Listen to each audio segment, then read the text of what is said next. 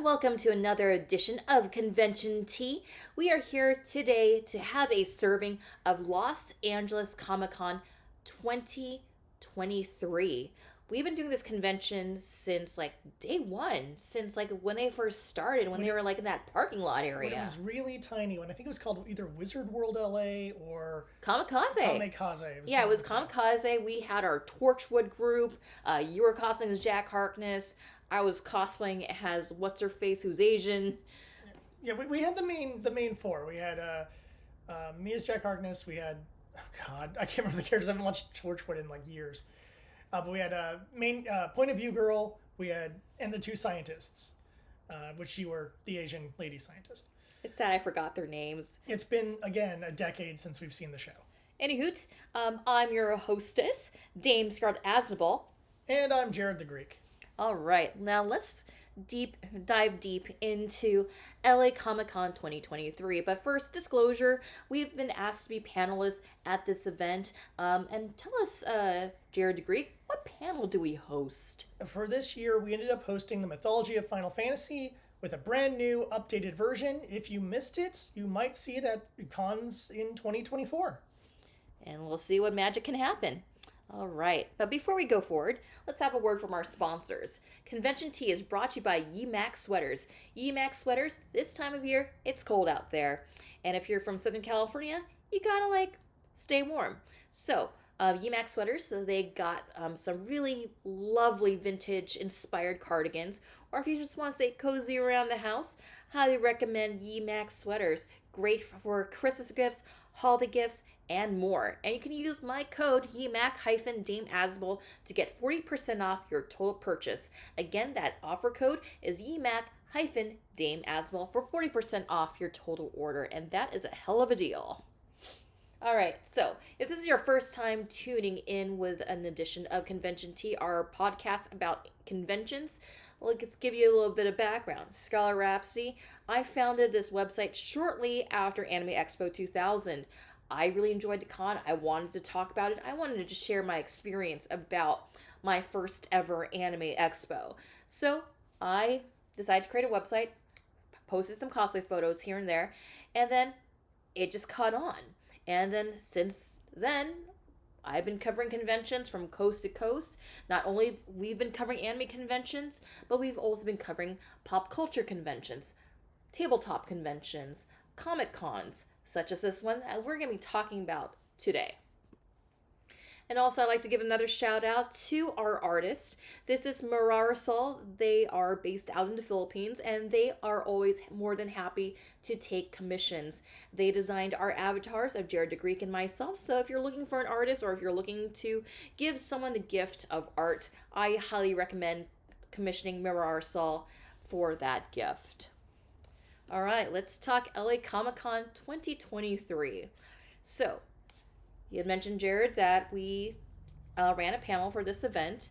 And normally, this is a convention that we kind of think about hitting up at the last minute. Because it's local, we're local, and I'm like, the LA Convention Center, not too sure.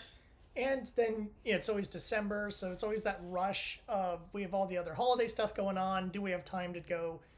And I'll be honest here, usually we have a pretty good time at this convention. I think if you historically look over it, we've always had a few complaints here and there, but generally we have a good time. Yeah, I really like this more than WonderCon. The vibe I thought was better at LA Comic Con. And also, what LA Comic Con is also very much known for is they're very much known for having the celebrity photo ops and autographs. So if you're a fandom, especially you're a fan of Western fandoms such as Harry Potter, Star Wars, Doctor Who, Lord of the Rings, they had guests. They had A-list celebrities from those franchises present for photo ops and autographs. I didn't personally partake in any photo ops or autographs. It's not really my thing because usually lines get long and sometimes I just don't really feel I can justify the price to have a few seconds with a celebrity and just have a signed photo. I don't know, but to each their own.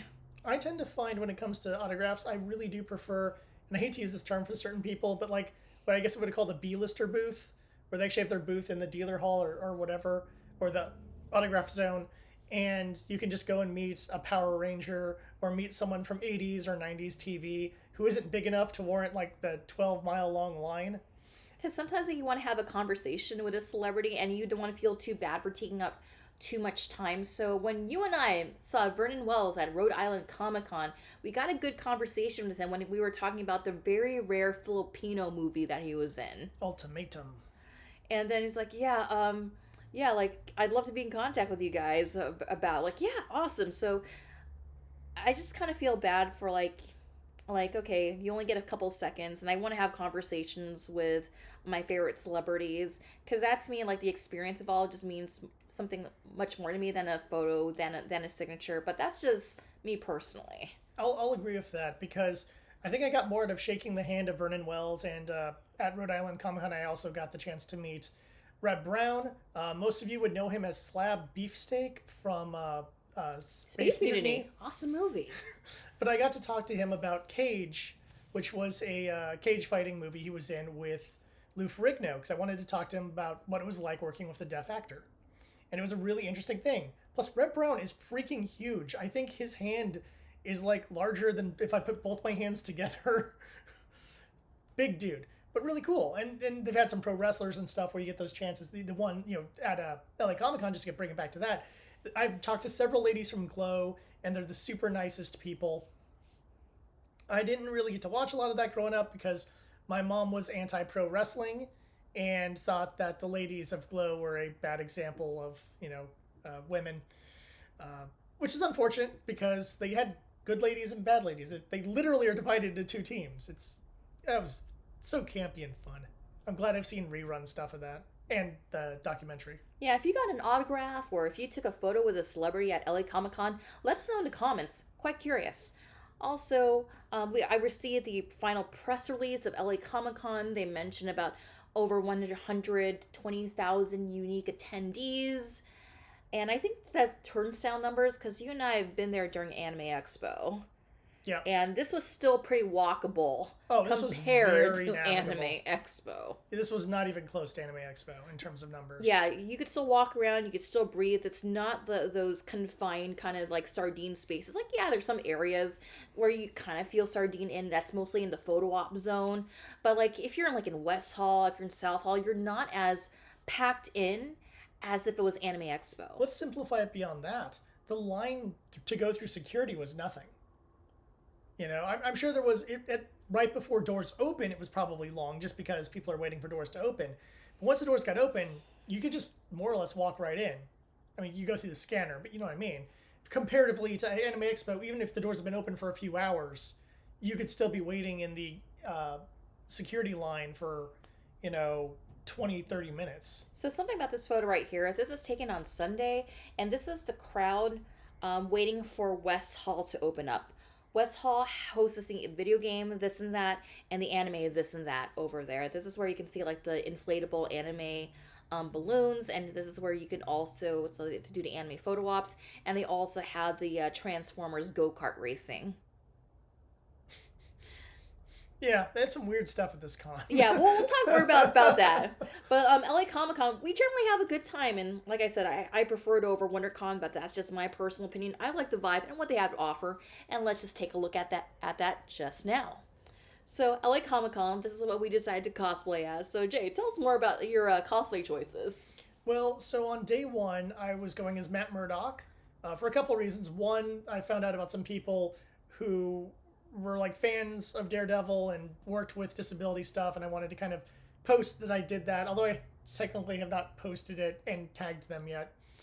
But that was great. And then like a true visually impaired person, I lost my sunglasses in the middle of the con, so I did some modification and swapped myself over to Oppenheimer. Come on, Bobby, let's go party. And I want to point out, I got a compliment from one of the people at the Oppenheimer panel on how good my outfit looked. So, nice.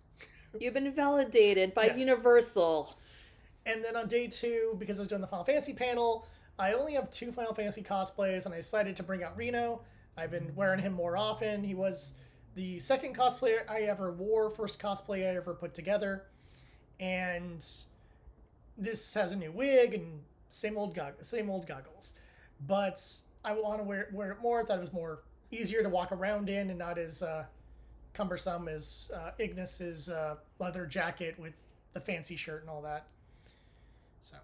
And I ended up cosplaying as Barbie because I heard there was going to be a Barbie meetup, but I decided not to go because like we had like just so much going on. But like you know what, I wanted to stay. You came across another Barbie. There was a lot of Barbie cosplayers at this convention, which I can't complain. I mean, even a person pointed out like, yeah, that's a Dreamhouse dress from Vixen, right? And she was able to pinpoint the exact dress, an exact brand that I got my stereotypical Barbie dress from. And then on Sunday, I decided to cosplay from Evermore, and Evermore celebrated its 3rd birthday yesterday. And on the day that we're recording this, December 13th is a red letter day for Evermore. Champagne Problems is the name of our con report. And then a popular fandom. So it was really hard to pinpoint popular, like the top 3 popular fandoms at this event because I liked that there was like a lot of variety within fandom here. Yeah, you saw a little bit of everything. Which I really did appreciate. And the ones that really stood out for me the most, Jay, you might have a differing opinion, but as seen here, I was very happy to see League of Legends cosplayers. Like, I was able to, like, see several Jinxes and Vi's. Star Wars, obviously. And then I saw a lot of Disney cosplayers, especially on Sunday. Yeah, Disney and Star Wars I did see a lot of. I'm surprised how few superheroes I saw. And usually, you know, you'll still see a bunch of Batmans, Jokers, and Harleys. I saw some Harleys, I saw some Batman, but, like, really, comparatively to what it would have been, say, 5 years ago, it's a drought of the comic book side of things. Harleys just decided to become Barbies. Yeah, basically. I've always been a Barbie. And here are just a couple of surprise fandoms that I saw at the event. And what I refer to as surprise fandoms are like fandoms I would not expect to be at the event. So I have here is Mizu from Blue Eye Samurai, which literally just dropped on Netflix like maybe a couple weeks ago. And I was very happy. I was like, oh my god, there's Mizu. Love it.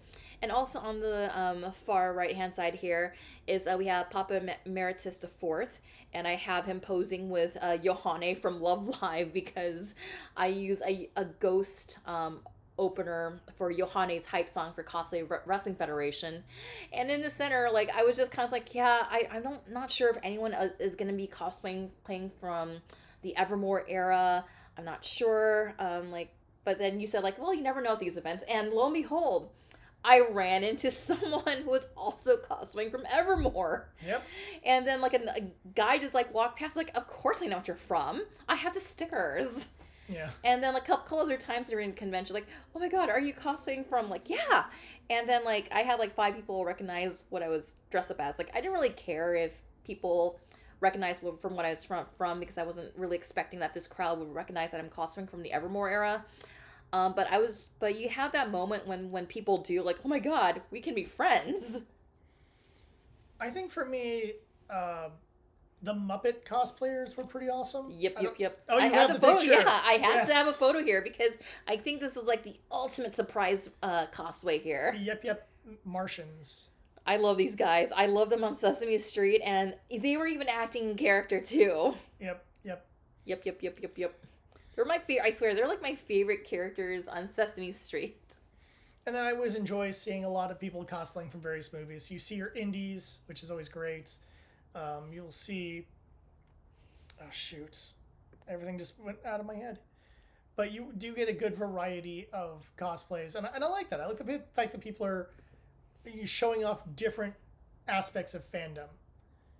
I think I saw a couple doctors here and there, too, actually. But there were Doctor Who guests, I believe. So. Yeah, Matt Smith was a guest. Yeah. Don't know how many people were there for Game of Thrones and how many people were there for Doctor Who. It shows one lone guy. I was there for Terminator. I'm like, aw. Yeah, so we have LA Comic Con. This is like the front of South Hall, and this is where you and I picked up our badges because we're panelists and we're also press. And with that said, we were lucky to arrive there early because from what we've heard from like other panelists, like parking was hell. Yeah, one of the panels I was at, one of the panelists literally ran into the room like gasping because she had to find parking and then get her badge and get into the room. And luckily, we didn't have that problem because like, there's a couple other panels that I attended where, like, yeah, so and so is fighting for parking right now and it's hell. We ended up parking on day one over at LA Live, and it was a bit of a hike, but at least we ended up getting a space. So that's the more important thing. Yeah. But yeah, that's the thing I don't like about the LA Convention Center. It's like if you don't have a hotel here, and normally we usually get a hotel for AX, like parking can be hell. Like for the past like two times we've done LA Comic Con, we just like say like F it, let's just take Uber, whatever. Which and that also poses another problem. There's not a lot of Uber friendly pickup and drop off points over at the LA Convention Center. Yeah, because of how it's laid out, it makes it incredibly difficult for cars to get around that area. And we were seeing like a lot of cars like on Pico making that left turn into the lots. Like, yeah, thank goodness we decided to just go for LA Live because this getting parking in this area is like it's always hell. But once you're in the convention center, this is what South Hall just generally looked like in the morning. So unlike Anime Expo where like you have like the whole sardine crowd type thing, like it was very spread out. People were just generally there, just kind of like just hanging out, taking photos. This was like the main zone if you want to get some cosplay photos done. A lot of cosplay photographers are just kind of like just hanging out in this general zone right here. And then the first stop we went to was West Hall, and we gave West Hall the nickname of Weeb Hall because they have like the giant like inflatables that you could like pose with. So they have like a giant Pikachu here. I think like last year we gave like West Hall the nickname the Island of Giant Pokemon. Yep. And that's just kind of like, so they have like some anime dealers over in West Hall. Even though like South Hall was like the main like dealer / exhibit hall, you still have like some like video game and anime related vendors in here. Speaking of vendors, you also had the Marines right next door to the Gundam base. Jay, tell us more about that. So we had several different booths for branches of the U.S. military, which, I guess it's a decent place to try to recruit, although I don't know how effective nerds would be on the battlefield. I guess maybe the Air Force, because they could command drones pretty well. They're gamers. But it was kind of cool. The Marine, I think it was the Army guy who ended up calling out, God, who was it? Was it Tuxedo Mask or something like that? Moonlight Night. It was Moonlight Night, and he was asking how much he could lift. They had like weights and stuff to like prove yourself versus an Army person. Like Moonlight Night, how much can you deadlift? Yeah. And I was just like, wow. It's like not a phrase I was expecting to hear. Although, props to the Army dude who knew who Moonlight Knight was. And it yelled, Yo, Aladdin, how much can you lift? But, yes, and then having those military booths right by the Gundam booth, I just thought was hilarious to me because it's the just juxtaposition, like, you got the Marines and you got, like, a Gundam building zone here. I feel like the Marines needed a secondary sign that said the Earth Federation needs you. Mm-hmm. So people go like, oh, dude, I'll totally sign up to be a Marine. Join the Earth Federation. Fight the defense of Earth against those horrible space noids.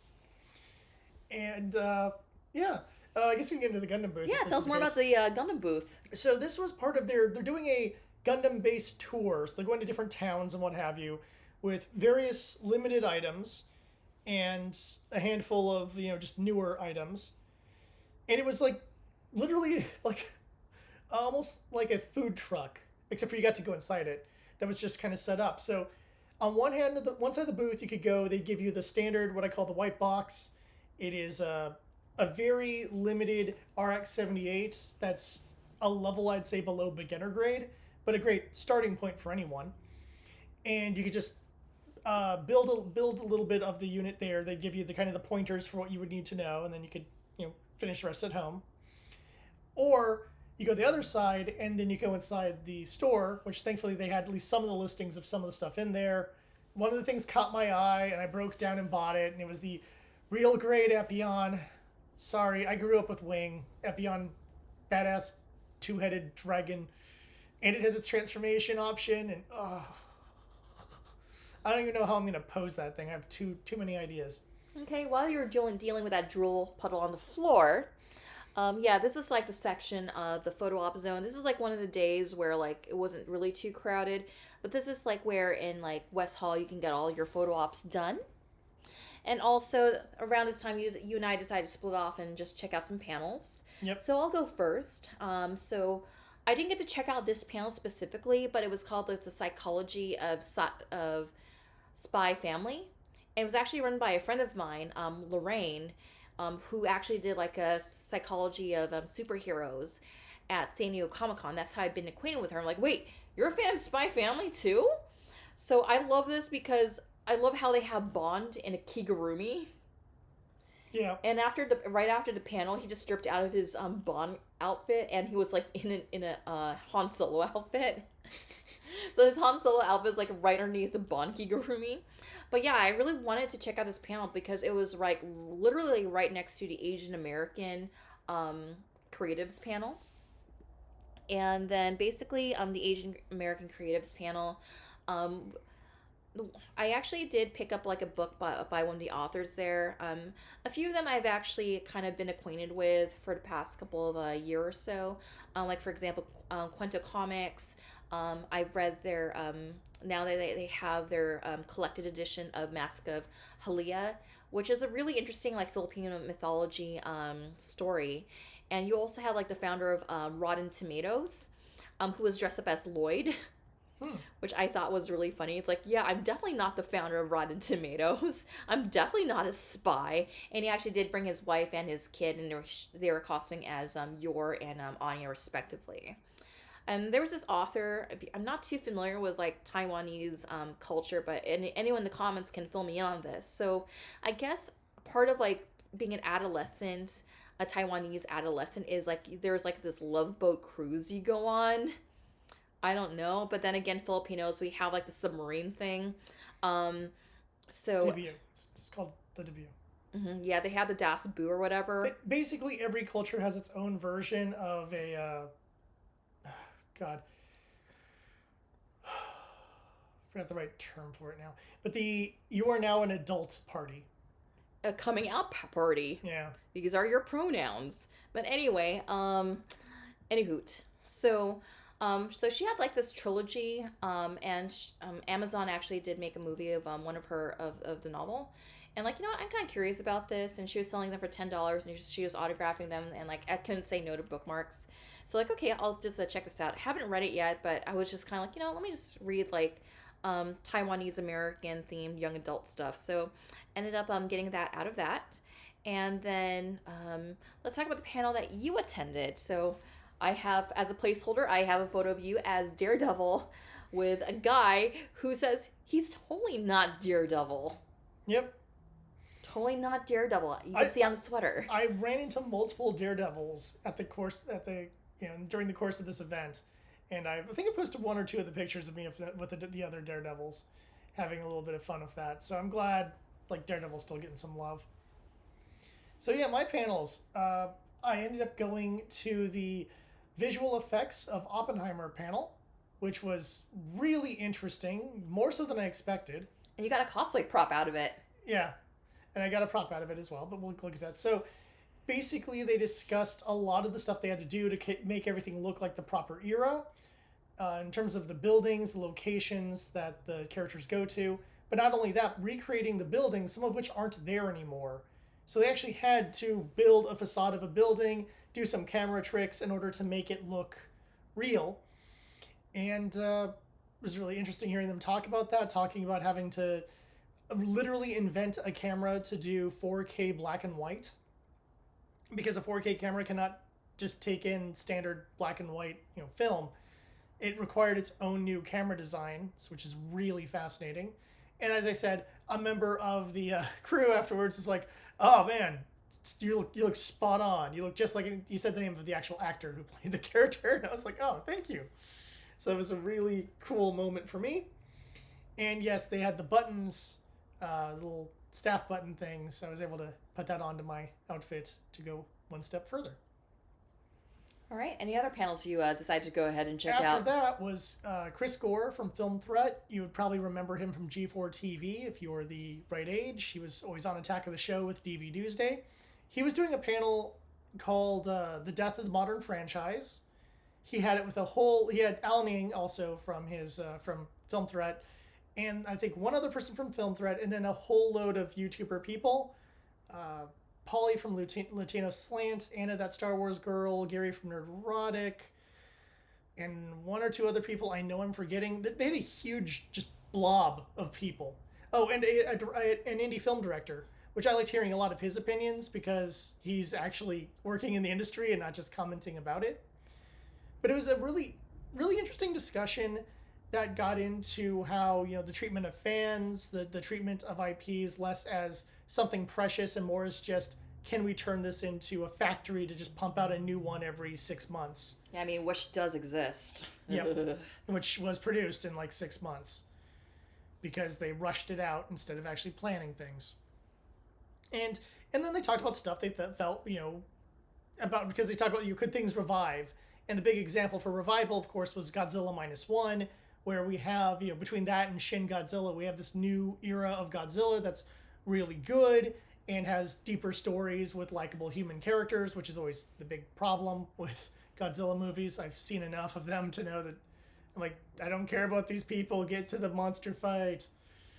So, it isn't an impossibility, which I liked, at least that general sense of hope of we can do this, but it requires, usually like complete clean slate, starting from scratch and having people who care about the franchise and want to make the best movie and don't care about, we need to make sure we can release 2 of these a year, or if we don't make another TV series spin-off, or whatever, that we can just make the best movie we can make. So I enjoyed it. Everyone mobbed the YouTubers, and Chris Gore and Alan Ing were mostly free, so I just talked with them because that's one of the reasons. That's basically the reason I went.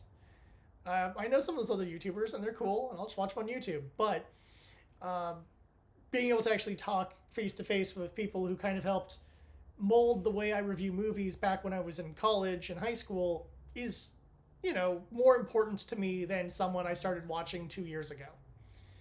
So, and they're really cool dudes. If you ever have the chance to talk with them, give them a talk. Really cool, really smart, and they're super into indie films and things like that. There's a lot of great recommendations they give. There's enough shilling for Film Threat. Let's continue. Oh yeah, and here's a photo of you with the prop that you got from There we go. the There's Oppenheimer panel. There's the little pin badge. K6 panel. Yeah. Badge. I thought about making a K6 identifier badge for you when you first intended going as Oppenheimer. It's like, I'm too lazy. But like, yeah, it works with the outfit. Yep. And yeah, here's a photo of the team that was over at that was part of the Asian American Creatives panel. And also, I forgot to mention that we had the Blue Ranger from Lost Galaxy on the team too. Yeah. Like, hey, like we got to hear a bit about his background. But yeah, this is the Love Boat series here by Abigail Wen. So I got a copy of the first book in the series. So we'll see how that goes. Because I want to read the book before I watch the Amazon movie. And also, I just wanted to just highlight some cosplayers that we ran into. So we had like a Gem into Holograms, and we also have Pizzazz. Obviously, I feel like conventions like Demon Slayer is going to be like the norm for the next couple of years. Yeah, I can't complain. As long as the show keeps its popularity. Yeah, I can't complain at all. And then we have this that Bumblebee guy. That Bumblebee guy is. I wish our friend Ramsey was here to identify this character. Oh, is he going as the one that the Simpsons thing is a parody of? Yeah. Nice. I didn't realize that. I think it's like Chesperita or something, but probably someone in the comments can correct us on this. And if you comment, that also boosts us up in the algorithm. And also just some other highlights here. We have Mikasa at the end of Attack on Titan. The less said, the better. And then we also have Ken really leaning into that Barbie core right there. And then we also, at first I thought he was like Dan Hibiki. Like, no, you're casting as Ken. Just leaning into Barbie core. And then I saw not one, but 2 Griffiths from Berserk over the weekend. Yeah. Which surprised me, because normally I would see like Griffiths at like anime conventions. And I've noticed that there's a popularity within like Berserk fandom, especially amongst like Gen Alpha and Gen Z. And I was kind of crowdsourcing a couple of my friends on this, like, hey, like I remember when Berserk was a thing amongst elder millennials and Gen X, like, because we were reading it while it came out. Yeah. And then like you have like this new generation getting into it, and I'm like, where did all this come from? Yeah, it's in that category where my brother's read through Berserk, and I'm like, wait, you what? When? So basically, so now this is what I've learned through my friends. And so when you get into anime, you have like your gateway anime. And after you go through your gateway anime, you ask yourself, hey, what's the next thing I could get into? And Berserk has been that next thing that's been recommended to all these folks. I get the feeling it's probably just because as soon as you ask someone, well, what type of genres are you normally into? And as soon as someone says fantasy, you go Berserk. Now, what's weird with me is I don't know if I would do Berserk initially because I'd go like, well, are you into like violent dark fantasy or do you want something a little more lighthearted? You know, are you more Conan or are you more Monty Python and the Holy Grail? Because I can recommend stuff on both routes, but I'm not, I wouldn't just go for Berserk first. I'd have to ask that question because I've seen so much fantasy anime. Because Berserk can get pretty intense. Yeah, it's. It's all the triggers. It's proper dark fantasy. Or you know what I should even say? If you like Game of Thrones, you'll love Berserk. Just It's like when that 12-year-old came up to you at Otakon and you were cosplaying as Serpico, yeah. and the mom was asking, like, where are you cosplaying from? I might want to get my son into that. Like, no. Like, when he's older, he can go through Berserk, but right now he's way too young. It's a very graphic series. Mm-hmm. Also, just some other cosplays. But if you're a fan of Game of Thrones, check out Berserk. You'll love it. Also, just some other cosplays to see, like here's Shinji piloting Ava Unit 1. I'm glad I've been seeing more Evangelion stuff. That I makes think me it's happy. because Netflix reissued it, what was it, a year ago, 2 years ago? Yeah, a couple years ago. It's like a little bit before the Panini. Yep. And then we also have Navia. Navia, I think, one of the new characters in Genshin Impact. I haven't logged in a while. And this is a character that would make me want to log back into Genshin Impact. And then we also ran into Sgt. Pepper's Lonely Hearts Club Band. Like I said, the cosplay stuff is just, the fandoms are all over the place at this con. And I like that. I like variety over, well, that's the 700th Jujutsu Kaisen Oh, person hey, I've it's Genshin Con right now. Yeah. Okay. I mean, don't get me wrong. I also cosplay from Genshin, but I like to see like everyone representing like just something a little bit different for fandom, and this is one of the strongest points of LA Comic Con's overall vibe. All right, so that pretty much concludes it with day one.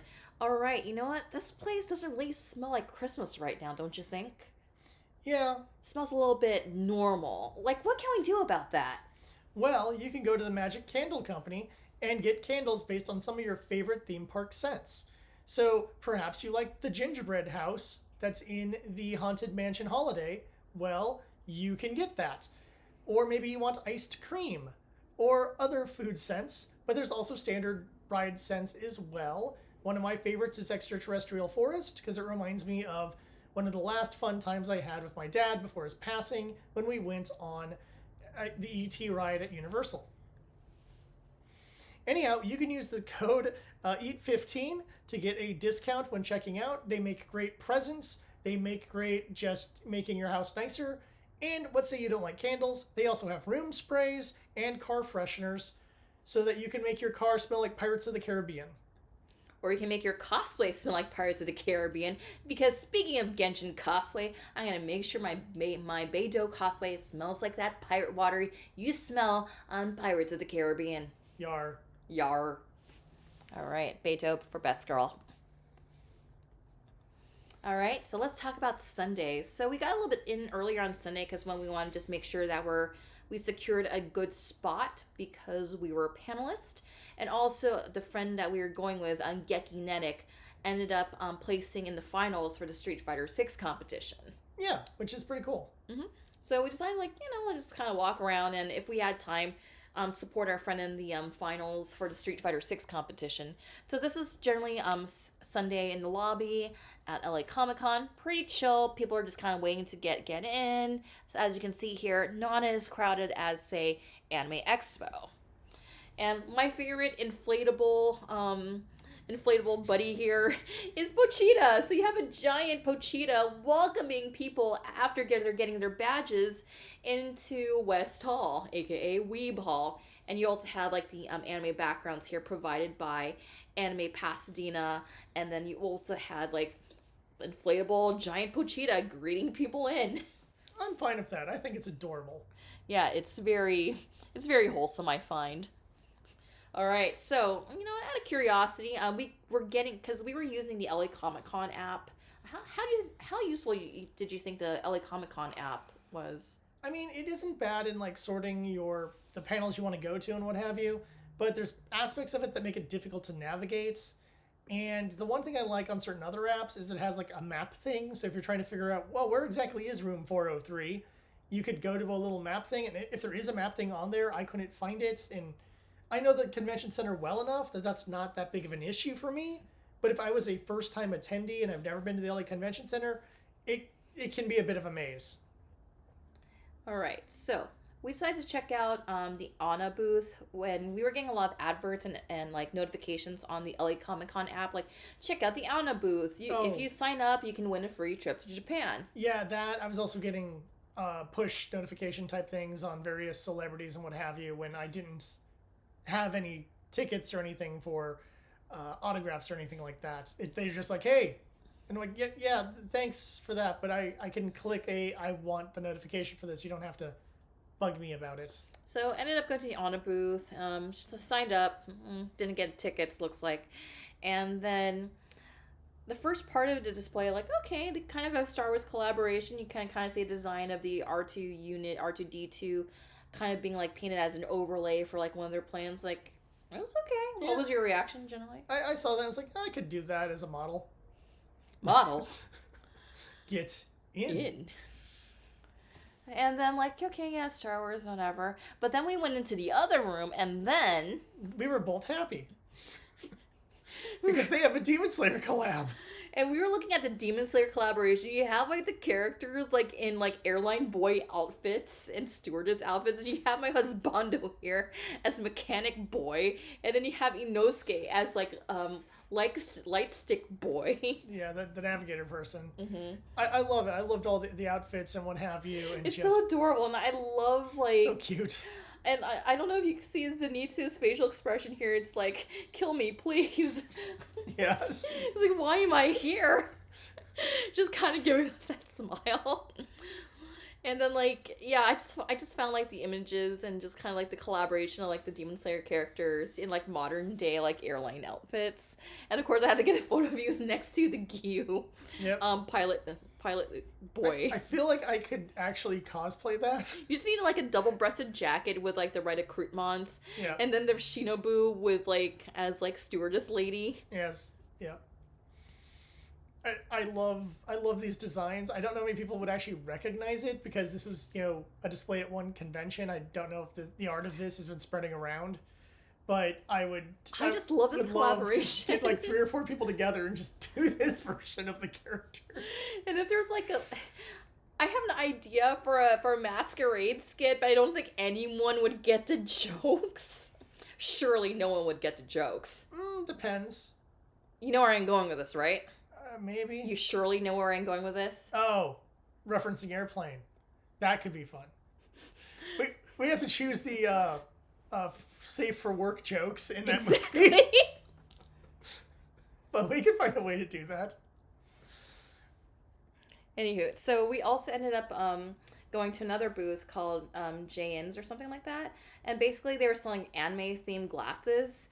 I found out that they did do a Sailor Moon collaboration, and it had like this and various glasses like thematic to like all the various Sailor Senshi. And they even had a collaboration, like they had collaborative art where all the Sailor Senshi are wearing glasses and like retro themed outfits. Yeah. And I'm like, I wish this was around, but then the line was during 2020, so like, so I wouldn't have had a chance to get like the Sailor Moon collaboration. But here are some selfies of you trying out some of the Jujutsu Kaisen glasses. What was your experience trying out the Jujutsu Kaisen glasses? They're very light. The frames feel very light to me, which my current frames are actually relatively light too. And I was just I wasn't going based on character because for me, that's less important than the style of frame. So I was just trying to go with ones I thought would look cool. My current frames are literally held together with a little bit of hot glue. So, I'd like to replace these soon. And these seemed like a good idea. It was just one of those, like, it's not where my head was at the time, which is unfortunate. Like, I guess if I'd gone on day one, which we didn't go. We didn't go on Friday. Had I gone on Friday and I'd been like, yeah, whatever day, I'm like, yeah, forget it. Let's grab some glasses. I need some new glasses. It's like you don't always go to convention the first thing you're thinking like, you know what? I'm gonna go grab some new glasses. I think had they done a collaboration with a series I was more into, and not that I did, I've grown to start to like Jujutsu Kaisen. It really helped when certain characters got introduced. It's all about that Nanami drip. Yeah, as soon as he introduced, I'm like, oh, a relatable character. I like this. Him and Visor Boy. Yeah, like, Gojo. Everyone loves Gojo. Yeah, are like my two favorites. It's the teachers who give like zero anythings. I enjoy that personality, and I find it very relatable as someone who has kind of done some teaching type stuff. I think if they had done something with a Demon Slayer, I'd be a little more excited. Obviously, a Gundam collab would be awesome, although I get the feeling all the glasses I would like would be for characters I hate. I'm like, no! We had the Mio Rine set. Yeah. Because I'm sitting in my mind going like, guys, can we get like a 00 or a... Well, Hathaway's Flash is confirmed for next year. Oh, finally part 2? Yeah, I just got a notification on Netflix. Yes! It's gonna be worth the wait. You go watch Hathaway's Flash, people. It's a good movie. You don't have to know too much about Gundam. It'll explain what you need to know. Plus, it has the best James Bond opening sequence that I've seen in years since Skyfall, I guess. You're not wrong. Skyfall is a good song. The opening sequence is kind of okay for Skyfall, but I think the last good visuals. You're laughing at the Spectre one all the way through. Oh God, it just looked like because you're like lol tentacles. Lol tentacles. And you're just pointing and laughing. So anyhow, watch Hathaway's Flash. It's a great Gundam movie, and doesn't require too much foreknowledge. But the thing is, something like that would mean a lot more to me. Like you were talking about the Sailor Moon thing for you, where there's certain series that would mean a lot more to me than Jujutsu Kaisen. I would be getting the glasses, and they'd incidentally be connected to a specific character versus going like, yes, not only do I like these frames, but they are the, Inosuke frames or whatever. And I'd be like, oh, that's cool. Yeah, I'll go for the Inosuke frames. I'm sure they'd be weird looking, actually, but, what have you. I can't imagine Gyu's frames would be particularly exciting. Not that I need exciting glasses, but... Anywho, that's a couple more highlights of cosplayers. We also had some cosplaying from Junji Ito's. It's the kid that's like who lives in the walls. Yes, who has a whole load of little stories, and in Maniac, there's about 3 or 4 shorts featuring him. Yeah, I was just very surprised to see someone cosplaying from Junji Ito. I was like, oh, now I want to cosplay as Tomie. Yeah, he's a little demon kid, recurring character. And then, we have, cosplayers from Yona of the Dawn. I'm like, okay, wow, that takes me back. And then we have Oswald from Disney. Yeah, just great. Mm-hmm. A couple other cosplay highlights. So we also have the Grinch because LA Comic Con usually takes place right during the December holidays-ish. We also usually have one or more Santa Clauses as well. Mm-hmm. And we also have Rex trying to figure out the elevator from Star Tours. And then we also have Barbie, and she's wearing the exact same dress that I have from Vixen. Like, hey, Barbie. We wanted to check out and support our friend who was in the Street Fighter 6 tournament. By the time I got there, he was already DQ'd, which made me sad. He was defeated. He wasn't disqualified. Oh, man. He lost. Okay. But he lost, I think, against someone who went to, the final finals. So, you can't... When you lose to the guy who makes it to the last tier of the tournament, you can at least take some consolation. Mm-hmm. Okay, and I also want to just talk about, a panel that I attended. So I made a new friend at the convention. There was, the panelist lounge. So I made a new friend, and she was talking about, a couple panels that she was hosting during the weekend. And one of them was called Cosplaying Strong Women. In other words, the panelists were just talking about cosplaying as their favorite female characters from the different genres.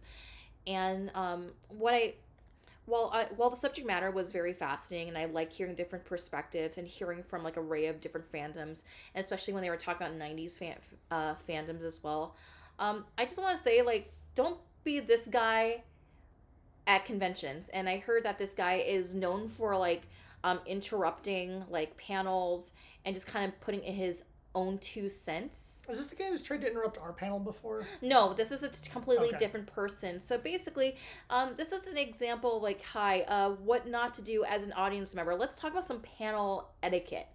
So if you're in the audience, let the panelists talk. Don't invoke your 2 cents unless you're being asked, or if there's a section where there's questions and answers. Usually you and I have a questions section at the end. And this guy, he kind of like tried to backseat drive the panel, and it was just getting really annoying because he started like this like naming like basic information that the panelists obviously already knew.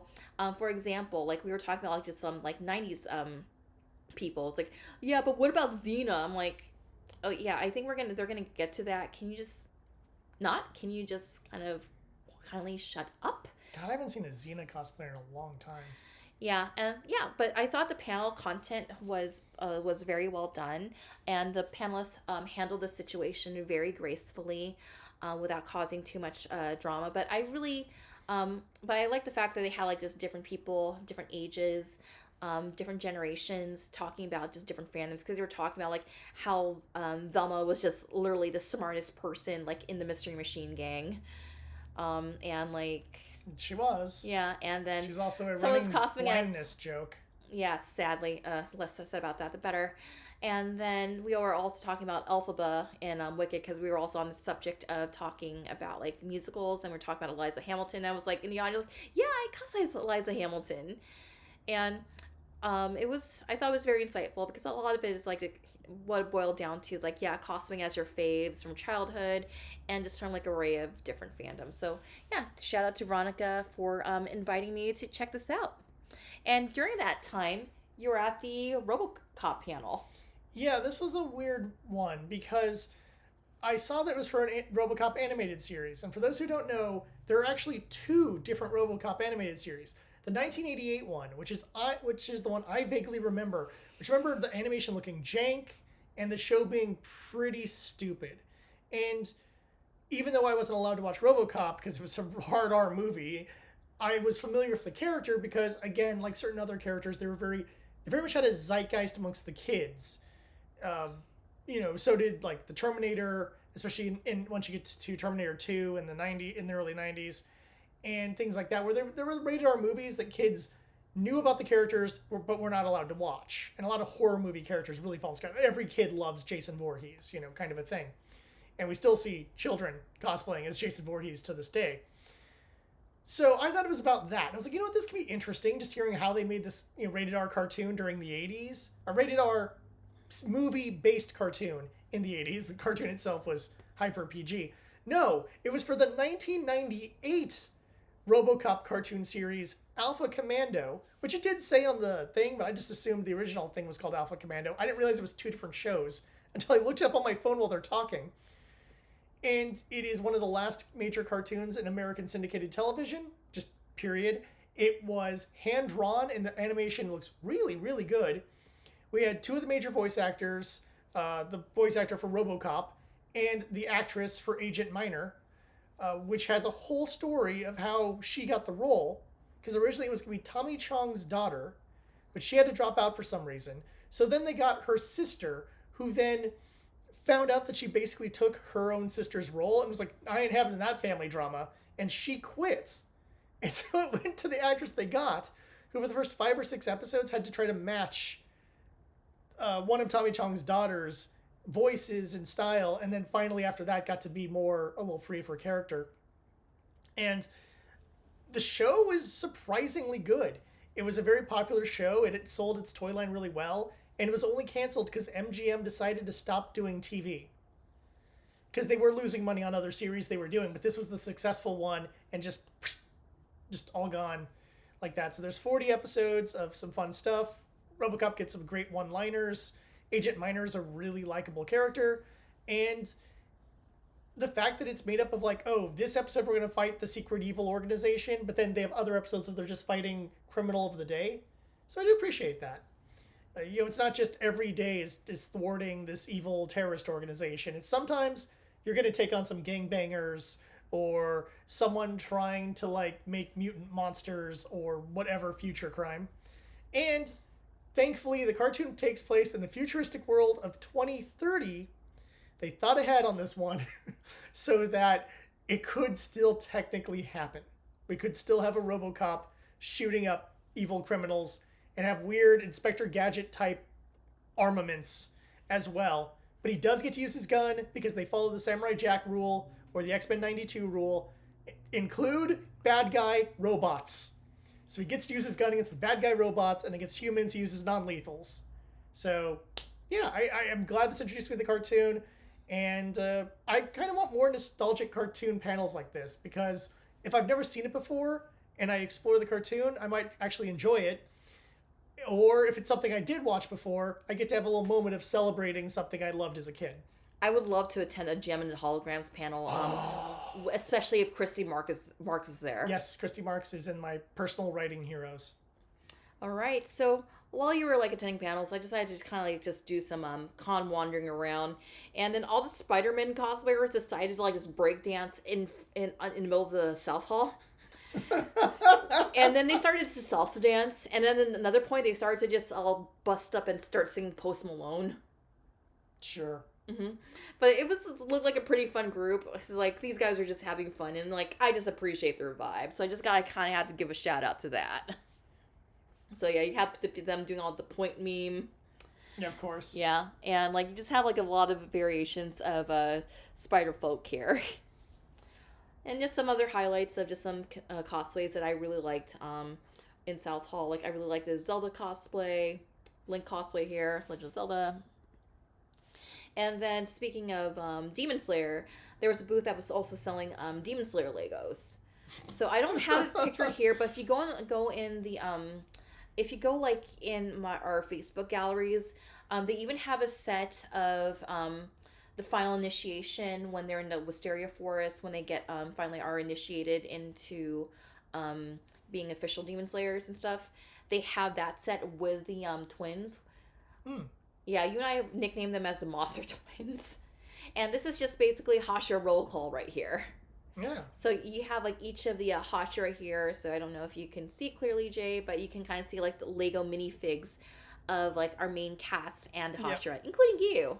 And the shrine as well, which is nice. Yeah, so I'm like, oh my god, I'm so tempted because I would love to get the final examination set. I recently did a episode with Saturday Morning Squadron, and we were just talking about toys and Christmas and stuff like that. And one of the questions was, is there any toy you've been wanting to like get back into collecting? And I'm like, oh man, every once in a while I see a certain Lego set and I go, ah. Now normally it says Lord of the Rings Legos, but this is also in that category where I'm like, oh, if I had the room. And yeah, that pretty much just concludes it for LA Comic Con. And it looks like they'll be moving their dates back to October, so they'll be in early October next year. Like when they first instead of early December, because sometimes early December kind of makes it a little bit tough. And plus, LA Convention Center area was also sharing space with the Clippers game. I actually had a coworker who was also at that same Clippers game too. What are the odds? And she was even telling me like, yeah, it was kind of hell trying to get in and out. Yeah, nobody likes it. Whether you're there for Staples Center or you're there for the convention, it's just a nightmare. And then on Friday, Pitbull was performing. Oh, I didn't know that. Well, I'm glad we didn't go on Friday. That could have been a nightmare too. Mm-hmm. Any hoots. So that's just pretty much LA Comic Con in a nutshell. But before we kind of go on our final thoughts, I gotta give a shout out to Annie Marketplace. This is Phantom's one-stop shop since 2019. Annie Marketplace will be taking place this year, this coming Sunday, December 17th, in Little Tokyo's Japanese American Cultural Center. You'll find over 80 artists and vendors selling all the different things, so you too can get some unique gifts for yourself, for loved ones this holiday season. Check out Annie Marketplace. All right, Jay, spill your final thoughts on LA Comic Con. Well, I generally think this is a good event. It's not as crowded or crazy as one of the larger Comic Con type events, or even WonderCon for that matter. While earlier you were talking about how you like the vibe more, I'll agree. I think it has a better vibe than WonderCon. I feel like WonderCon has better and more interesting panels and things like that. Because I've been to WonderCons where my schedule is just panel to panel to panel, lunch, panel, movie screening, home. So I've had days like that at WonderCon, and I've never had anything like that at LA Comic Con. There's usually like 2 or 3 panels that I want to check out, and if I miss them, I can kind of shrug. Unless I'm specifically like, oh, my friend such and such, or a person I want to meet up with is going to be at. Other than that, as I had, was thinking on Sunday morning, if I'd have to do a panel, I think I might just stay home. So, and that's not to say the con is bad. It's more the point of just, in terms of what I come to for a con, I come to panel rushing. That's my big thing. Some people like celebrities, some people like shopping. I like to do panels. So, because I had to do my panel, I had to be there, and I'm glad I went on day 2, because again, I discovered RoboCop. I went to some other little panels, ran into some people who recognized me and what have you. It was nice. I think this is a good family friendly event you can go to. They're cool. There's enough space. It's not like you're gonna get overcrowded and overrun by people. You're not going to feel too overwhelmed. Yes, LA Comic Con does bring in a lot of people from all over the greater Los Angeles area, but you're not going to feel too overcrowded. You're not going to overheat like Anime Expo. I'm not a huge fan of the LA Convention Center, period, but Yes. that's just me. I hate the LA Convention But Center. I prefer this event over Long Beach Comic Con. When it comes to pop culture events in the greater Los Angeles area, I would definitely pick LA Comic Con. I still have you're right in terms of programming. I think WonderCon has a lot more to deliver, but there were also some other events I wanted to check out at LA Comic Con that I did not have the opportunity to do so. Like, for example, that Spy Family psychology panel, and was running up against the Asian American Creatives panel. I want to check out both of them. I can't clone myself. Yeah, there was a panel I wanted to go to during my panel. Thankfully, they recorded it, so I could actually go back and watch it later. But I will say that the dealer hall is probably second to none. It's a really impressive dealer hall. And you could find things just from different fandoms there, and just different types of artists selling. We found a backpack, a unique backpack, one that you can't find on the Loungefly website. For example, my niece doesn't listen to the show, but I got her a one-piece backpack that's kind of the style of a Loungefly backpack, and that's going to be her Christmas present, and it's going to be a one-of-a-kind thing that she gets.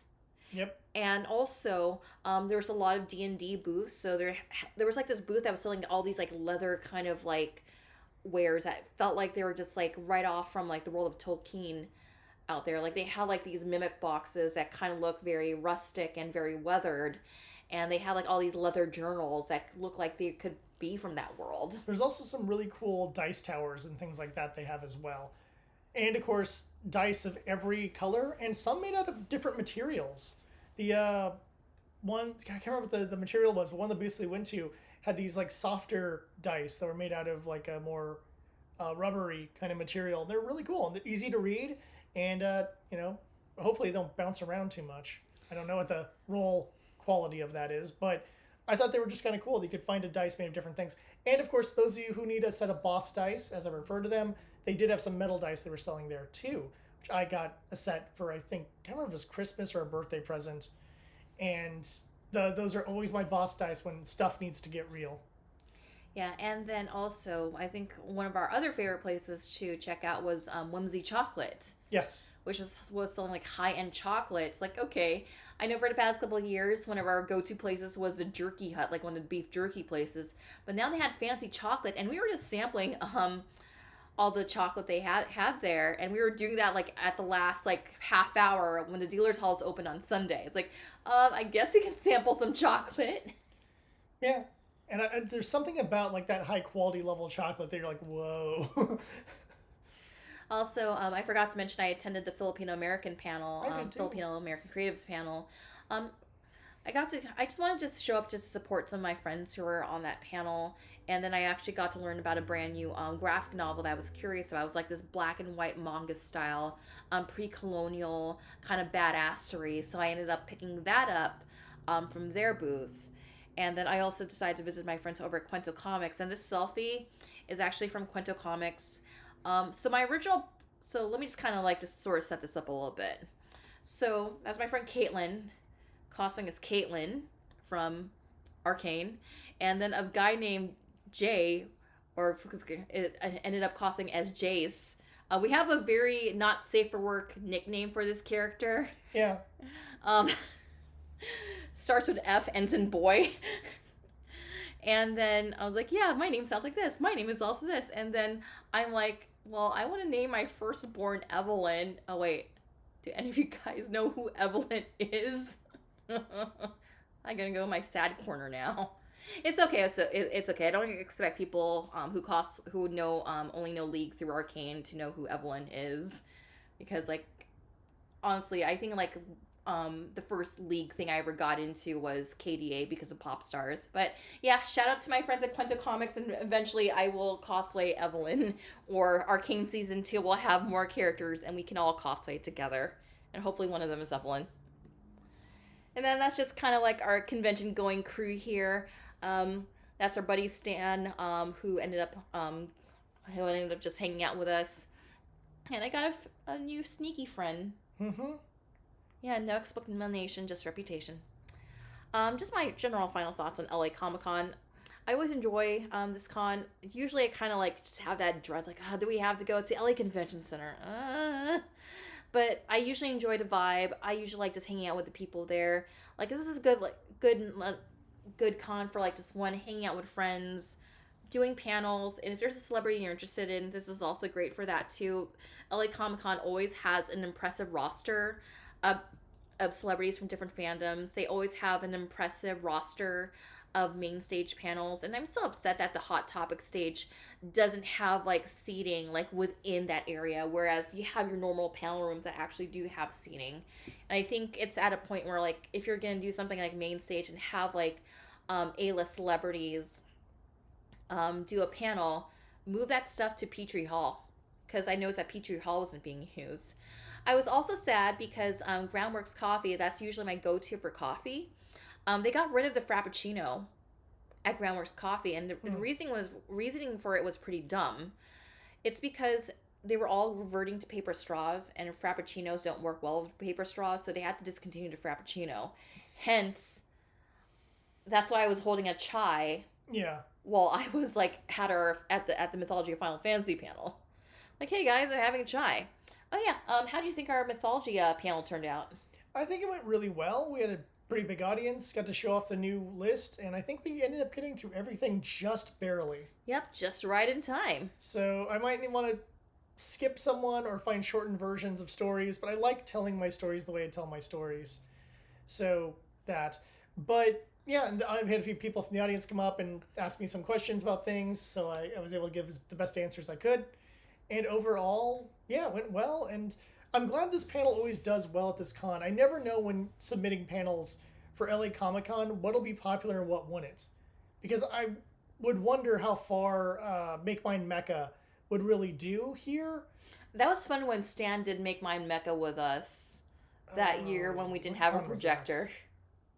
Was that also LA Comic Con? Because I remember I had a headache the first day. Yeah. And they're like, I guess you guys can just have Stan just draw the mecha.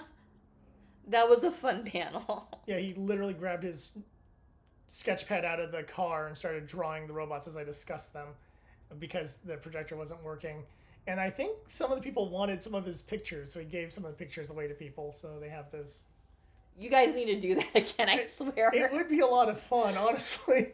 Even if we had the visual projector to just have Stan draw certain robots, real, speed draw robots, I think could be a lot of fun.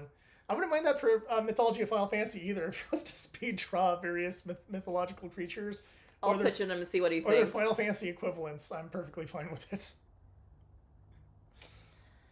All right. So, any other final words on LA Comic Con? Highly recommend if you're an LA local. Yeah, I think you can make it with just one day. You'll cover everything you want. Even if you just want to peruse the Dealers Hall and West Hall, I think you're good to go. Mm-hmm. And just people watching, seeing the cosplayers, especially since a lot of them are just represent so many variety of fandom, it's also worth checking out too. All right. With that said, this has been another serving of Convention Tea, Los Angeles Comic Con 2023. The next convention we'll be attending is Anime Los Angeles in the LBC. We'll be spending Three Kings weekend in the LBC. That means we're gonna have to get a Three Kings photo at some point. We gotta talk to Rico. All right. Yeah. I believe he's in the chat. We can discuss that later. So, yeah. So remember, the con is what you make of it. So So make it a good one. And we'll see you at the con. RoboCop, RoboCop, RoboCop, RoboCop, RoboCop, RoboCop. Yeah, I know all the words to the theme song.